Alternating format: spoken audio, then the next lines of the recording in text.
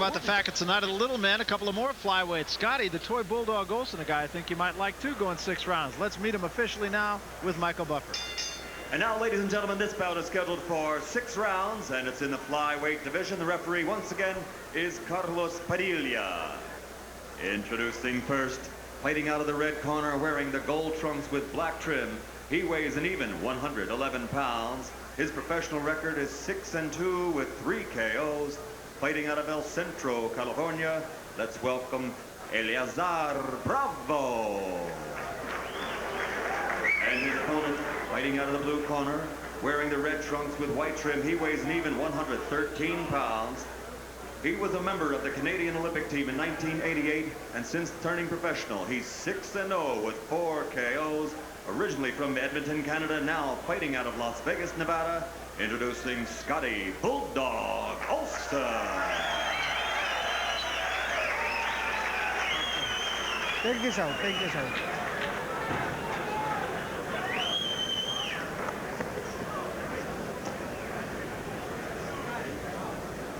Okay, you were already given instructions in your respective dressing room. Any question? Seconds come out fighting. So there is a look at Eleazar Bravo. He has had only 8 fights, and in the other corner, he's got not an easy task tonight in this man, Scotty Olson out of Edmonton, Canada, now living and training in Las Vegas, and he's on a roll. He's had 4 knockouts in a row. He's 6-0 in his professional career. Had a broken hand early in his career, and that sidelined him for a while. He is one of 2 men on this card who have had amateur victories over the champion, Michael Carbajal. Johnny Tapia, who will be seen a little later, also does. As you can see, the knockout percentage for Scotty Olson considerably better than that of Bravo. Scotty being trained by Richie Sandoval, former bantamweight champion. And they're very encouraged with his progress as a pro, as well they should be. Also in the corner of Scotty Olson is Bruce the Mouse Strauss, a legend in this sport. A club fighter who has had somewhere over 150 pro fights under about 125 names. That's right. Olson starting out by trying to work the body of Bravo.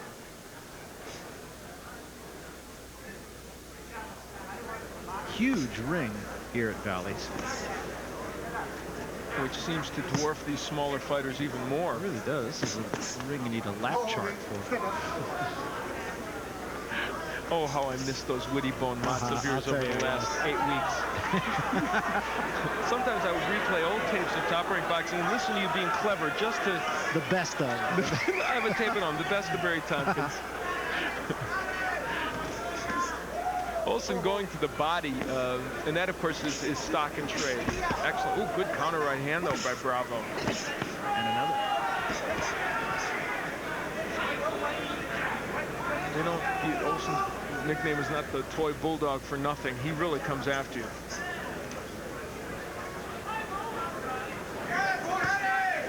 Now, normally, good right hand. And, you know, it's just excellent right again by Olson. But Bravo unmoved. Stayed right there. He was really there for the second one. You know, I was going to say, normally Olson jabs his way in, and it's very effective. And in that case, what he did was feint with the jab and landed that right hand.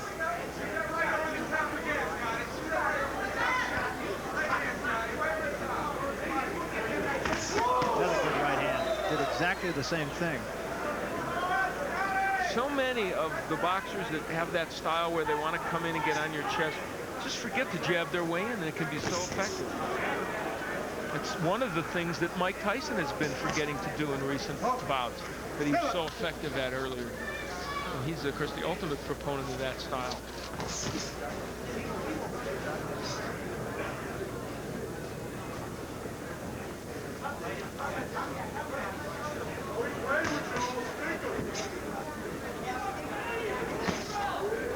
So we come to the end of the first round. Olson doing pretty much what he set out to do. Good body work and a few good right hands. We'll be back to Dallas after this. Working his way in, as we talked about in the last round. Now he feints with the jab. There's the right hand that lands. Isn't that he put a strong jab out there, but he feinted so that his opponent would be occupied by that then through the right. Get frustrated because of his chin, Scotty. So we're set to go to round number 2. And in the corner of Scotty Olson, basically what was being preached was patience.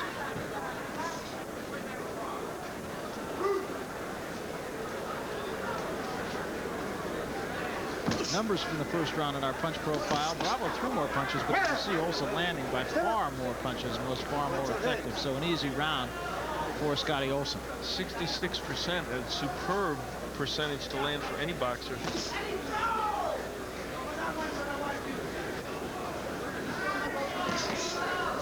And again, Olson trying to go to the body, and you could see that it really is starting to bring the left hand of Bravo down, and it's going to make him susceptible to a right hand by Olson. That right hand has already gotten in several times.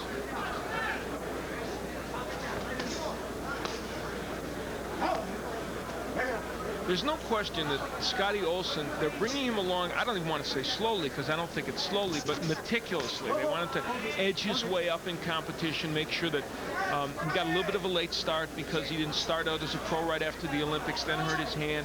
So there's no sense, I don't think, they feel Miles Strauss does in rushing him along. But there's that strong jab that we talked about. It really was. Actually knocked Bravo backward. Yeah, all of a sudden the flyweight division, both junior flyweight, flyweight, and super flyweight, really starting to be a very viable division in boxing.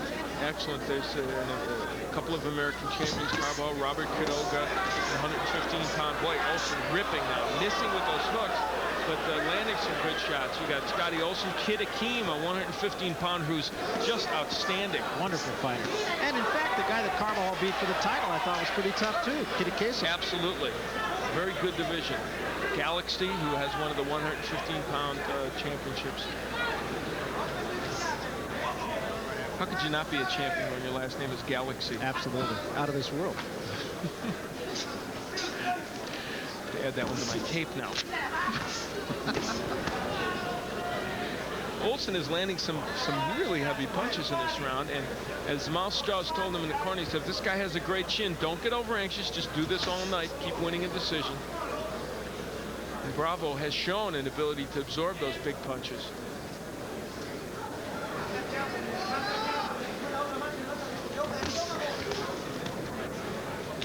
Bravo really showing a healthy respect for Scotty Olson in this fight.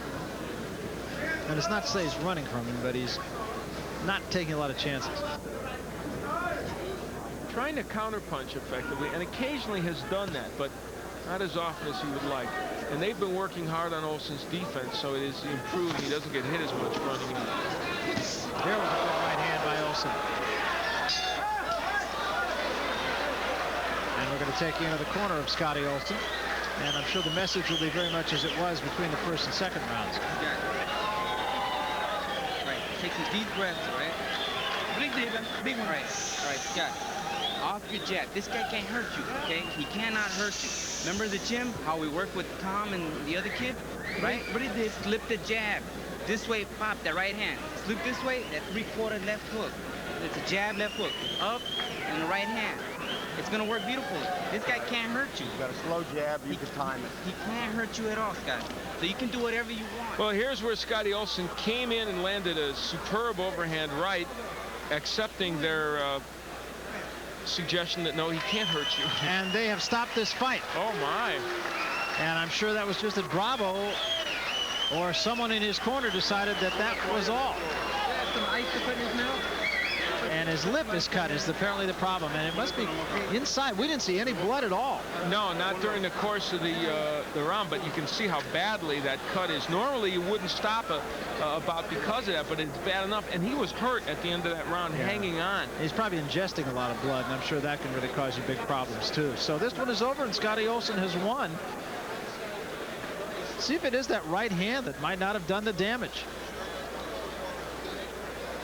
Hard to tell, really. It is difficult, but something toward the end of that round did, and he was hurt badly after that. And this man, Scotty Olson, continues to show the improvement that we've seen over his first 6 pro fights. And we talked about his jabs. He landed 47%, 15 out of 32 jabs through the second round. Very strong jab. Little to criticize from this man, Scotty Olson, who now runs his record to 7-0. Here's Michael Buffer. Ladies and gentlemen, your attention, please. Dr. Flip Homansky, after examining Eleazar Bravo at the end of the second round, advised referee Carlos Padilla to stop the bout due to a severe laceration of the mouth. The winner by TKO, the official time, the end of the second round, still undefeated, Scotty Bulldog Olson. So Scotty Olson has run his record to 7 up and none down now and has taken yet another step on what he hopes will be a path that leads him to an eventual title shot in the flyweight division. We got more to talk about, a lot more, when we come back. Far we talked about the fact that this is the night of the little guys, and we'll step up just a little bit to a bantamweight. A guy I really like, Eddie Cook.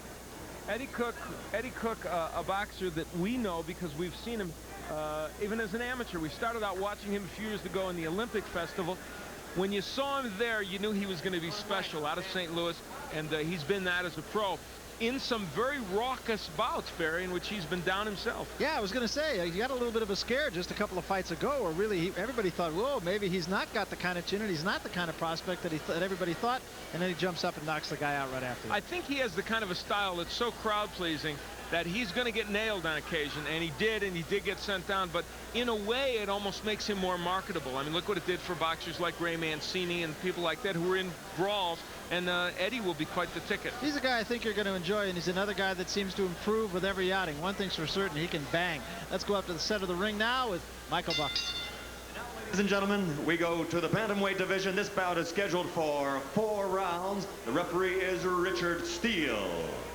Introducing first, fighting out of the red corner, wearing the black trunks with red trim and weighing an even 119 pounds. His professional record an outstanding 10 victories, 5 by KO, only 2 defeats. From El Centro, California, let's hear it for Humberto Gonzalez. And his opponent, fighting out of the blue corner, wearing the black trunks with red trim and weighing an even 118 pounds. His professional record, also an outstanding 8 victories without a defeat, all 8 by knockout. He fights for the Las Vegas Gloves here in Las Vegas, Nevada. Let's hear it for Eddie Cook.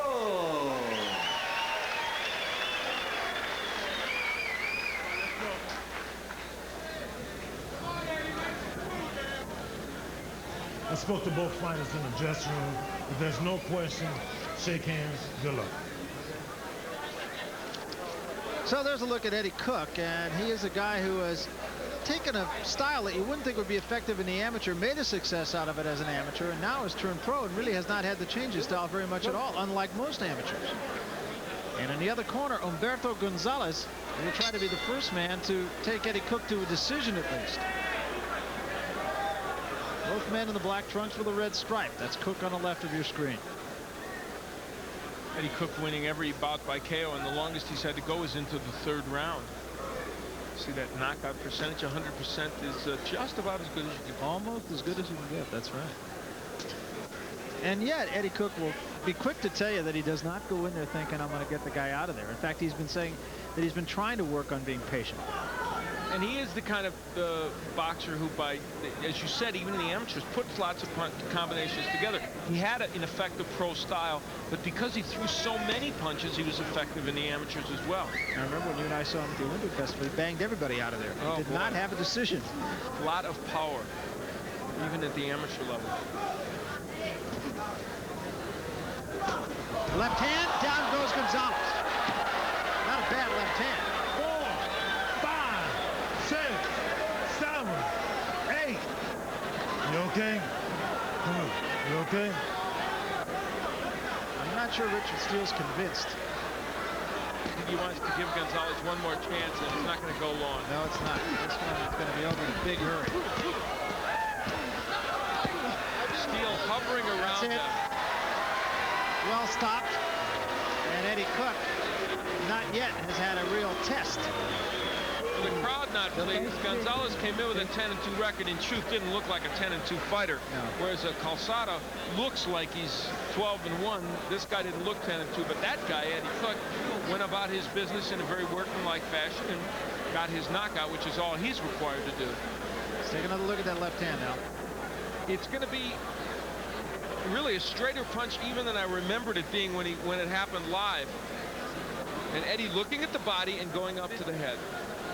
And just an excellent left hand, and he's been throwing some of his punches in more of a roundhouse fashion, but obviously the gentleman there in the corner, Percy Richard, Ken Adams also involved. Percy Richardson, Murkison, they have been working on him straightening those punches, and he is doing that. Did a very good job tonight. Hard to really get a good judgment because of the caliber of competition. Officially now with Michael Buffer.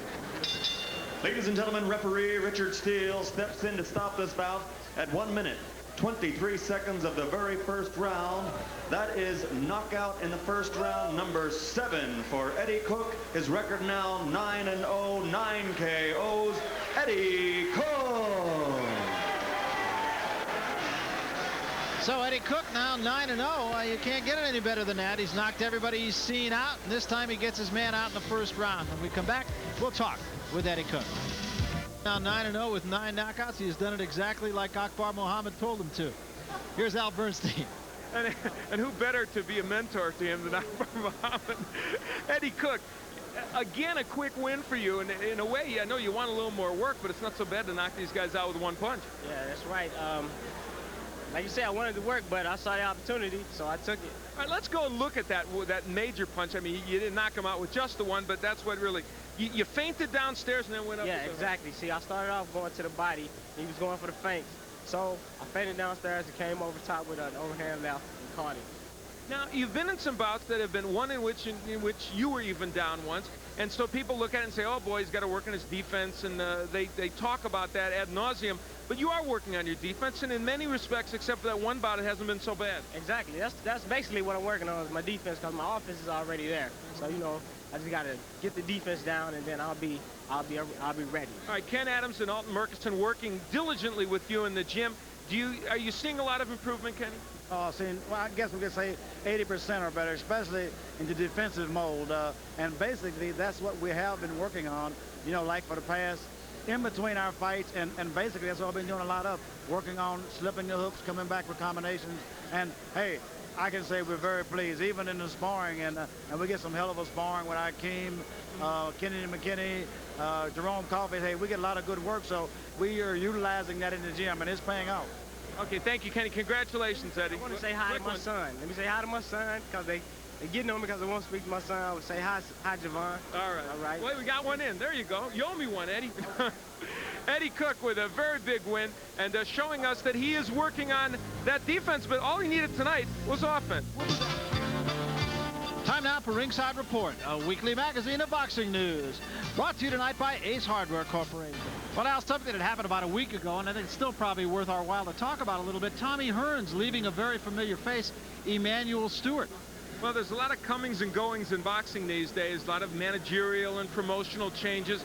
We saw Michael Nunn leave the 10 Goose Boxing stable, but this man, Tommy Hearns, leaving Emanuel Stewart, well, that might be the most surprising news of all, because when he went back and this was the scene that we saw, him with Emanuel Stewart. There seemed to be such camaraderie and such a feeling of team unity. That will not be there anymore, and we won't see this scene anymore.